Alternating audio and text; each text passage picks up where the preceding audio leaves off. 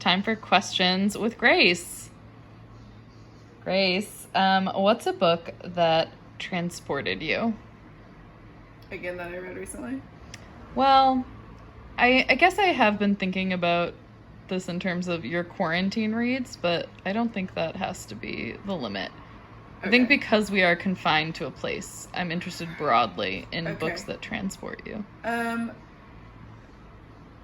be a weird choice, but I think that when I read Outline, which was during this period, I felt transported.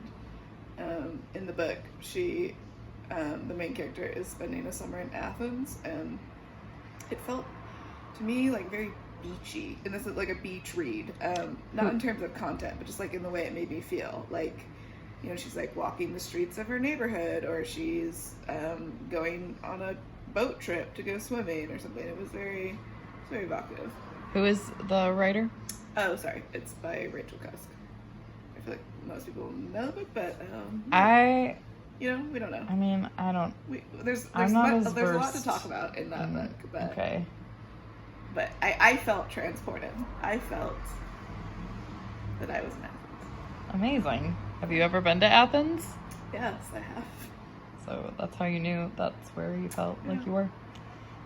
Okay, what about a book that devastated you? Oh dear. Well, I'm not finished with it yet, but I'm currently in the middle of Sarah Kendzior's new book, which is called Hiding in Plain Sight, and then there's like a devastating subtitle, which is basically chronicles like Trump's path to power, and really illuminates a lot of the things that are going on, both in plain sight, as the title suggests, and like behind the scenes, and makes you realize that a lot of what has happened and is happening is not like an accident. And I think that that's fairly devastating.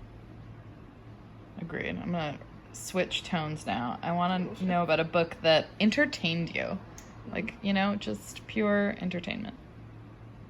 Yeah. All right. Well, it's maybe time to talk about the Far Pavilions, which is a historical fiction novel written in the 70s by a British woman named Kaye, and it takes place during the British Raj and sort of follows this officer who is caught between, or among, I don't know, caught between multiple cultures, and also some subtle commentary on the evils of colonialism.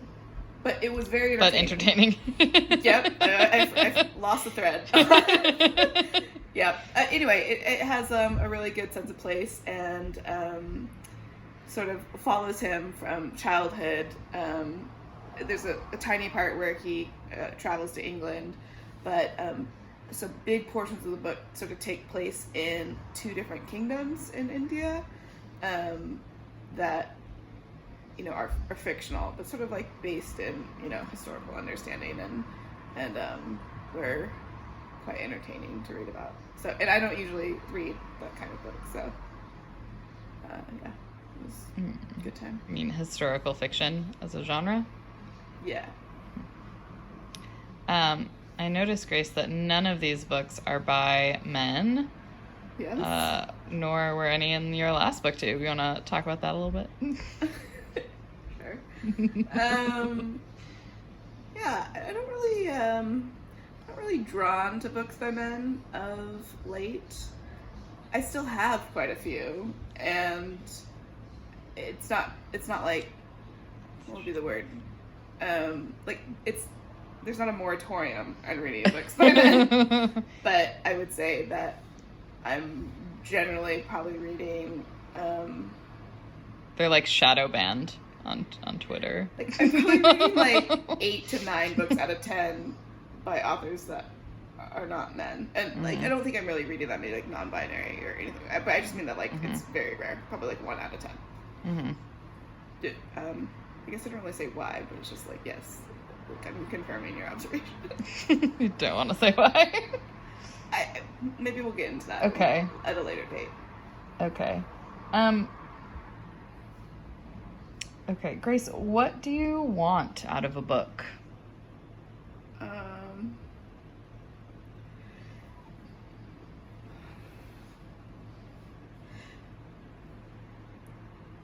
I think probably in order. I want a writer to stay true to their vision, or like to like create and sustain their vision, and that can happen in a couple of ways. I also want superior writing, and then probably after those two, I want like to be caught up in a story.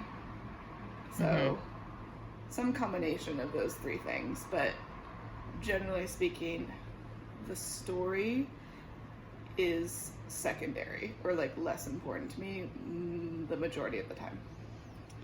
Do you feel like you have to...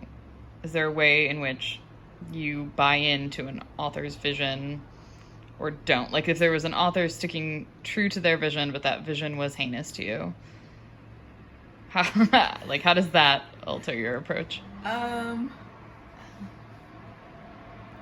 Well, I guess it's like maybe kind of arrogant of me to assume that I can judge whether or not an author has like stayed true or not. Like if they're doing what they set out to accomplish and they're pleased with their final result, it might be like it would be hard for me to know that other than, you know, through interviews or research. I think sometimes though you can sense like when someone has taken the easy way out or kind of resorted to something kind of cheap or simple. Yeah. Right. So I guess that's it. Like I'm sort of like trusting there is some sort of assumed dialogue between myself and the writer about what I think it is that they're trying to accomplish, and if I think that they are doing that successfully along the way. So I feel weird that I can't like, I need to think about maybe some specific examples where I think the vision has worked and where it hasn't. But I guess what I mean by that is like precisely what you sort of hinted at, that like you can tell when somebody like kind of like couldn't quite push through or did sort of take an easy way out. I heard you say before that you want a worldview. Yes. You want like I don't want need like a point of view. Didactic book right. or something like overly polemical, but yes, I want somebody to say something, which is maybe, I guess I haven't said this, but like why I don't only read for entertainment. That's not like my primary reason. All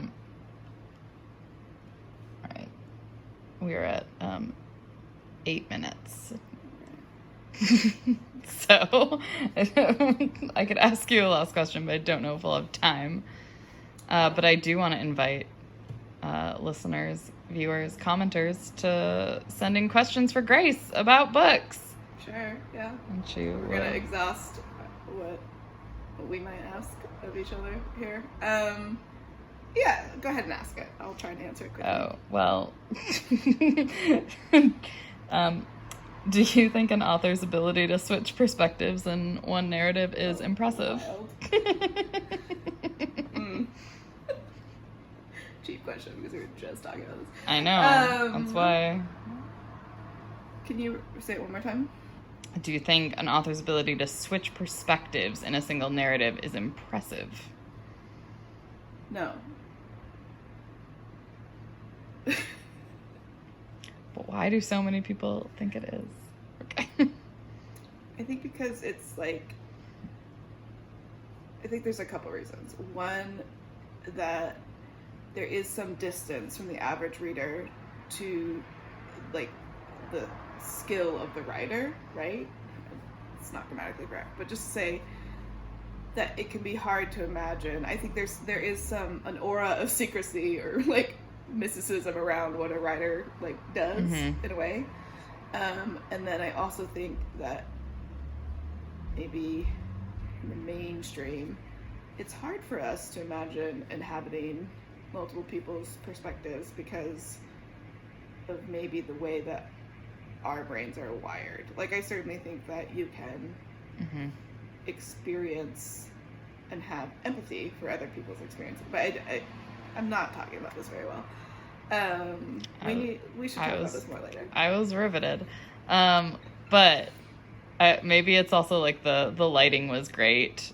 a compliment for plays. Yeah. Great costumes. Great Yeah, lights. Yeah. Wow. The lines were really good. You really did your basic job. Yeah. All right, Grace. Well, send us questions for Grace And maybe about we'll answer books. them next week. She'll answer them so thoughtfully. All right. Bye. Bye-bye.